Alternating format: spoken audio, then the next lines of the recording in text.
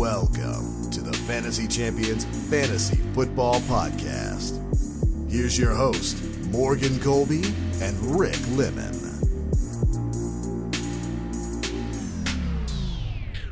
What's cracking like Fantasy Champs? Welcome back. Second show of the week. It's Thursday Night Football time. Let's do it. So we're here for the real deal. The real friggin' deal here. Dude, football's here. Football's here, man. Some football, man. I'm so excited. And then before we know it, it'll be week 8 and I'll be punching walls. So there's that. But anyway, welcome on into the pod. My name's Morgan Colby. I got Rick Lemon with me as always. Was Popin Rick. What's up, man? I'm lit. What? I'm lit. Ready to go. Yeah, football, ready. dude. Oh, wow. All right. We're trying to get these shows to you like real quick here, going into the season. So you don't have to sit here and listen to it for 400 minutes. Make it more digestible on the YouTube. So there's that. Yes, sir. Today we're going to talk about 5 must-start players for your Week 1 lineups. Guys you have to get in your lineup, start, because they're going to have a big game. They're going to boom. They're going to be guys that like, if you're sitting there like, I don't know if I want to start them, which I don't think a lot of people have these problems early, like Week 1. Mm-hmm. Like whoever you drafted as the top line guys, Yeah. I am having trouble. Like Ladd McConkey or JSN. What do we do here? My second flex spot. But most guys are just like, I'm just gonna draft the top guys and then. Is that change my lineup. Is that what you're deciding right now? Yeah. Interesting. Ladd or JSN. But anyway, so we're gonna I'd do. probably start Jason. Yeah. Yeah, I think that's who I have. No? I don't know. But anyway, 5 must-start players for Week 1. Before we do that, check out our website, fantasychampions.com. Follow us on Twitter. I keep saying that, but we don't have a website right now. I'm building it at some point. But follow us on Twitter, Instagram, Facebook, TikTok. If you're listening on Apple Podcasts, Spotify, Stitcher, and the other podcasting platforms, please leave your review and share this podcast with your friends. If you're watching on YouTube, subscribe, click the bell for notifications, like and comment down below. We love the support. I'll tell you right now, we love it. So if you support the pod, we will keep making content for you, I guess. Yes, sir. So there's that. But anyway, all right, let's talk about some must-start players here. It's going to be an interesting season. Rick and I are already looking at these friggin' matchup calendars going, these are going to be changed in 2 weeks. That's typically how it goes. Yeah. But anyway, let's do it. 5 must-start players. Number 1, we got Aaron Jones at the New York Giants. Rick, tell us why Aaron Jones needs to be in our starting lineup this week. So you can't say bias because Morgan did draft Aaron Jones in our home league, and everyone made fun of him for it. That's okay. Whoa. I think he's going to have a good week this week. First of all, it could be one of the few positive game scripts for the Minnesota Vikings as they're playing the New York Giants. Based on the Fantasy Pro strength of schedule, the Giants is a good matchup. Yeah. Again, that could change as the season goes on, but I think that probably won't. So it is a good matchup, potential positive game script. One of the kind of concerns with Aaron Jones is age and injury, right? He's not injured, so we can get that one out of the way. Well, the only one would be age and slowing down. Not yet. Not yet, but for week 1, he's not. So a healthy Aaron Jones in a good matchup and a potential positive game script. If you're going to start him, this is definitely the week to do it. I think he goes out there and probably gets you 15, 16 fantasy points, and you have a pretty good week there. Oh, you ready for this? Yep. This was a report. Okay. Hopefully I'm in the right league here. Yep, Aaron Jones, right on my fantasy team. Frick you. I'm so mad. I didn't even like the pick, too. I was making fun of myself. All right. Aaron Jones, this is recent news. 2 hours ago on Fantasy Pros. This is what Aaron Jones said. Aaron Jones feels like he could play 8 more years. 38-year-old running back? I ain't never seen that before. I don't think we ever will. All right, so the Actually, how old was Frank Gore when he retired? I don't know, dude, but he stopped being good for like 6 years before that. That's true, but he kept playing. He kept going. But anyway, the breakdown underneath this says Passing 30 years of age seems to be a dreaded time for most running backs, but not for Vikings running back Aaron Jones. Oh. Quote, I feel like every year I'm getting better and better. And last year I felt like it was just about to start entering my prime. I mean, you got me turned on, Aaron. Hopefully it's true. Oh, yeah. At least there's somebody. So yes, he said that. I guess he has been doing this is actually that's a new report. I was actually going to read another one, but I'm not going to physically read the whole thing because it's way too long. Aaron Jones eyes career year with prehab routine. So he says he's going to have a career year, but I guess what they've been doing is doing like rehab, but they're calling it prehab. So rehab before you get hurt. So that's reassuring. Yeah. Anyway, but so they changed up his routine. He said that he feels better. He only missed 4 games out of 66 games before last season, and last season he missed 6. So like not really super injury prone, like Rick was saying. But hopefully that doesn't, with age, these things happen. So hopefully he stays healthy for the whole season and he's good. But Aaron Jones at the Giants, I do feel confident, at least when a running back signs, they're going to use him early.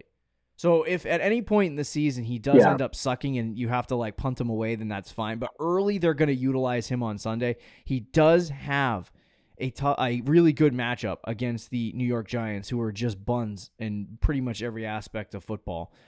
They generally have had a good defense the last couple years under Dayball, but they've lost some weapons on the defensive. They lost a weapon on the defensive line, and then they added Brian Burns.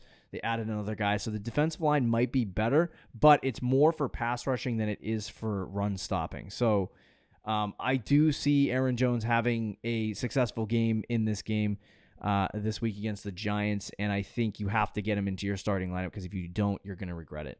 I would say that most people are probably starting him because I drafted him in the 5th round, but this week, must start. You'll be happy you did. All right. Any other thoughts, questions, concerns, or comments about Aaron Jones? No, I think that's it. This next guy's kind of a softball, though. Yeah, you want a little softball here? A little softball to start the season for Rick and I. Because if we don't get this one right, I mean, what are we doing? Kenneth Walker versus Denver. What time are they playing Sunday? 4 o'clock. 4 o'clock. Okay, I like it. Kenneth Walker. I was actually targeting him in a bunch of leagues trying to get him, but Kenneth Walker playing the Denver Broncos. Denver sucks pretty much in all aspects. I don't anticipate them winning a whole ton of football games this year, and if they do, I'll be stunned. Sean Payton's kind of an arrogant prick, so there's some people that believe he's like he's like Bill. Good Morning Football, one of the Good Morning Football guys. Here we go. Might have been Peter Schrager. Has the Broncos as like the 7th seed, last wild card spot, and I was like, I would be Bo Nix. Extremely shocked. He's like Mac Jones the year he made the playoffs. Yeah, it would be exactly like that. But Kenneth Walker is at home playing against Denver. They're not a great run defense, so this should be a game that Kenneth Walker comes in and has a lot of success. They also, if I didn't friggin' delete my depth chart page, because it has all my information. I mean, it's pretty impressive. They got the offensive coordinators for every team in the league, because I can't remember the friggin' offensive coordinator of the Seattle Seahawks off the top of my brain. Got to write that crap down, but it is Ryan Grubb. Ryan Grubb. So they hired a defensive-minded coach, Mike McDonald. We haven't really talked about the coaches, but Ryan Grubb comes in, did a little research on him. You know what he likes to do, Rick? What? He likes to feed the running back, the rock. Well, isn't there often... Is Brian Grubb the same... Hold on. Ryan. Let me just confirm Ryan Grubb. He came from college football. You probably never heard of him. He came from Washington. Yeah, Washington University, and they use. Oh yeah, I love this guy. They use one running back over in Washington. They use one running back and they sling the ball. So my guess, Charbonnet's dead in the water, and Kenneth Walker will be the starting running back. He will get 1 million touches, and you should be fine for fantasy football to start him. And I think against a good matchup, it should be a really good week for him. Should be the key words, but must start Kenneth Walker.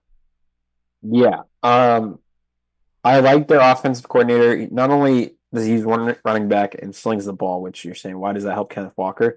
They're going to run more plays this year than they have the last 2 seasons with a slow, methodical Pete Carroll offense. This is going to be much more fast paced, a lot more deep plays, deep shots, and he still runs the ball. Like we're still going to get good carries for Walker. More This is a positive opportunities game for script. Geno Smith Yeah, to make mistakes. right. It's a positive game script. Denver Broncos, we both are not very high on that team, especially their run defense in general. So Walker should get a lot of carries, and he should actually be pretty efficient. I expect a very big week for Walker. If this is too much of a softball for you, Yeah. personally, I don't mind Javonte Williams in the same game. And Jaleel McLaughlin. It's a little bit more of a hot take, but there we go. All right, tell us the next guy, Rick. So next on this list, first receiver we have is Chris Godwin. So you probably drafted Chris Godwin to either be your flex or your top bench player. From the early reports that I've seen, they're going to move Chris Godwin back to the slot, Good. which he didn't play a ton last year. Big slots and that's are the where he's best, really baby. excelled. So that's good alone. And then just talking about the matchup for week 1 this week, Washington, again, we don't really know defenses, but from what we saw last year and what we saw in limited time in the preseason and just what they did in the offseason, I don't think their defense is very good. I really think their secondary is not very good. Emmanuel Forbes, the guy they drafted in the first round, has to have a big year 2 for them to have a chance, but their secondary is not good. I'm not even high on Tampa this year. I don't think you are either. No. But this is like they're playing against a bottom 5 defense at home opening day. So we could see some fireworks for Tampa this week. Yeah. And Godwin should be back to what we've seen in the past as a high volume PPR guy. And maybe he gets a touchdown this week. He only had 2 all of last year, but there might be a chance he gets a touchdown. Even if he doesn't, he should be good for like 13, 14 fantasy points just off volume alone. All great points. The one thing I will add is Mike Evans is older, and I do think that with like he's still going to be his his old sexy X receiver self on the outside, but I think he will start to decline a little bit in terms of target share, just because he's not going to be getting open as much, and he's not going to be able to catch those contested catches as well as he ages. Which could mean that Chris Godwin does get increased target share. Like Rick said, the slot position is where he should be. He's always been pegged as a big slot, and they just took him out of it and said, "Frick you." Yeah, moved him outside. I mean, our friend who is a huge Mike Evans stan, biggest Mike Evans fan you'll ever meet. Yeah. Did not draft Mike Evans in either draft I was in with him. Friggin' Mike Evans and had the opportunity to do so in both. And said so that should show you. Shows you what's going on. Even the Mike Evans fans are a little nervous. Another side note, completely unrelated to the actual start sits, or not start sits, but must starts here. I just looked up the Tampa Bay Buccaneers on this website called Our Lads. Great for depth charts if you want to find depth charts, and they list out the offensive coordinator, defensive coordinator, special teams coordinator. Did you know the Tampa Bay Buccaneers have two defensive coordinators? No, I did not. Casey Rogers and Larry Foote is what it says. So good luck with that, guys. Too many cooks in the kitchen. Bad news, but great points, Rick. All right. Do they still have Todd Boyles too as head coach? Yes. So they have a defensive-minded head coach and two defensive coordinators. Okay. Yeah. Guess that's what it is. But anyway, number 4, we have Deontay Johnson at the New Orleans Saints. Yeah, this one might be a head scratcher for some people. Yes. We have our reason. Because Rick, is talking about he's spending all his time talking about Marshawn Lattimore, like he's gonna cover Deontay Johnson, which he probably will. But I don't think that he's a slot cornerback. No, but they move him around. But yeah, so he's more of an outside guy. My guess is that the noobs they got on the outside will. What's his name? Xavier Legette. Oh, yeah, he's gonna get destroyed week 1. If that's the case. You ever heard that dude talk? Yes, I love it. Oh my god, dude! It's like I don't even know how to. He's like he got lost in a Louisiana swamp. And like didn't come out for 15 years and then went to college and was like, they were like, oh, you can play football. He's like, oh, okay. It's like, brother. I love him. I love it. Yeah, it's great. But anyway, he's gonna play outside, so I think that's where Lattimore will probably be. I would guess that like you're right that they're gonna put him on Deontay Johnson occasionally, but I don't think that doesn't scare me off because I do think New Orleans does not have a good defense. They have that guy, but they don't have a good defense. Yeah. And I would actually be play in more the slot though with Adam Thielen and his old man. Yes, still there. Wow. Yeah, you might be right. I don't know. We'll see. But I think Deontay Johnson's a good start against New Orleans Saints. New Orleans, obviously, besides that one corner, they do not have a great corner. Cornerback room. So if you are able to get and they don't play, unless you like Kool-Aid, they don't play man coverage. So like unless you have like. What I would do is move him around the formation. So, like, put him in motion, move him left to right, which in this new they are implementing this year, New Orleans, in case you didn't know, a new Shanahan-McVay style system. So, they're going to be moving Deontay Johnson not just around. New Orleans or Carolina? Because you said Carolina, sorry. Oh, shoot. Yeah. Dude, man. Well, either way. Both are, because everyone is. But either way. So Deontay Johnson should be motioned and moved around the formation, and that should get him off the line of scrimmage and get him away from. I agree, and I think their head coach did a really good job last year with Tampa. Mm-hmm. He was the Tampa offensive coordinator. Yeah, and from what I've heard of training camp, Bryce Young really likes him, and I think week one they also will probably try to scheme things up for Deontay Johnson. Sure. Try to get him involved early. Like we saw last year with the Jaguars and Calvin Ridley had a big week one. Like I think he's new to the team, and I think they're going to try to scheme some stuff up. Marshawn Lattimore does worry me, but he should have some good volume play in week one. I also think this could be a sneaky upset for Carolina, so that helps too. Okay. I think I would be less worried about Marshawn Lattimore and more worried about whether Bryce Young can actually play. So that's. Like if Deontay, I think to me the only way Deontay Johnson does not have a good week one here is if Bryce Young kind of blows, which I'm not projecting. Like I think he's going to be at least mid this year, but they don't have another receiver really besides Adam Thielen who's old. So it's like Leggett. But I don't think. Trust me, I don't think Leggett's getting a lot of targets this week. No, not this week. Deontay Johnson. Are you worried about? You're not worried about Kool-Aid? McKinstry? Not really. No.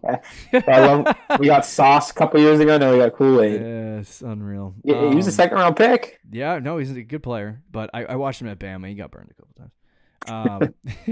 So anyway, Deontay Johnson though, like he's going to get 10 to 12 targets in this game. I can see no it. two ways about that. And I'm actually kind of stunned he was a 9th round pick when I was like mock drafting for our draft. I was like, dude, what the frick? Yeah. Why did I mean, there's a lot of people that are like don't even want to draft him at all off draft boards. Yeah, like he's fantastic. He's great. He can do He's everything. a very good player. He's a very good player. So I don't get it. But anyway, number 5. Because on the Panthers, people are scared of the Panthers. Final guy, Tua Tagovailoa versus Jacksonville. Rick, tell us why. You love Tua. You loved him. I wanted to put T-Law, which is also not a bad one for this game. I don't think either guy's bad. I think this game is going to be a shootout. Rick was like, you know what? We're going to put Tua because I don't know. I'll tell you why. Rick's the Trevor Lawrence guy, so this should have been easy for him. This is the Trevor Lawrence guy. I like Trevor Lawrence this week too. Do you? Do you know? Yes, I do. I'll tell you what. Tua, in the beginning of seasons, the last 3 years, has been electric. Yeah, Miami's offense in September and October is freaking awesome. Cooks. It is awesome. It's going to be a hot weather game, sunny, and Tyreek Hill is going to put up 200 yards by himself. Why does the NFL always give Miami a home game to start the season? Can they stop that? I know. It's kind of they get Buffalo next week, but if you go back to 2022, they played the Patriots, so it wasn't anything crazy. Week 2, Tua had 46 fantasy points. Okay. 6 touchdowns, 500 yards against the Ravens, if you remember that game. Last year, opening day, against the Chargers, he had 466 passing yards and 3 touchdowns. Okay. This year, plays against the Jaguars team that the Their defense is mid at best. I don't think they have a great defense. They got some guys on defense, but it's not an elite defense by any means. It's probably league average. In Miami, in September, a schemed up game from Mike McDaniel. I'll take Tua all day in a game like that. I think he's throwing 300 yards and a couple touchdowns. I'm convinced. I do like Trevor Lawrence. I have nothing to add. I have nothing to add to that. This could be one. I think last year. That was your best take of the entire show. Thank you. I think last year the Dolphins-Chargers game was like 30-36. So yeah, hopefully it works like out. that. See you later, guys. See ya. Thank you for listening to the Fantasy Champions Podcast. Make sure you subscribe on iTunes and YouTube and follow us on Twitter @TheFFChamps.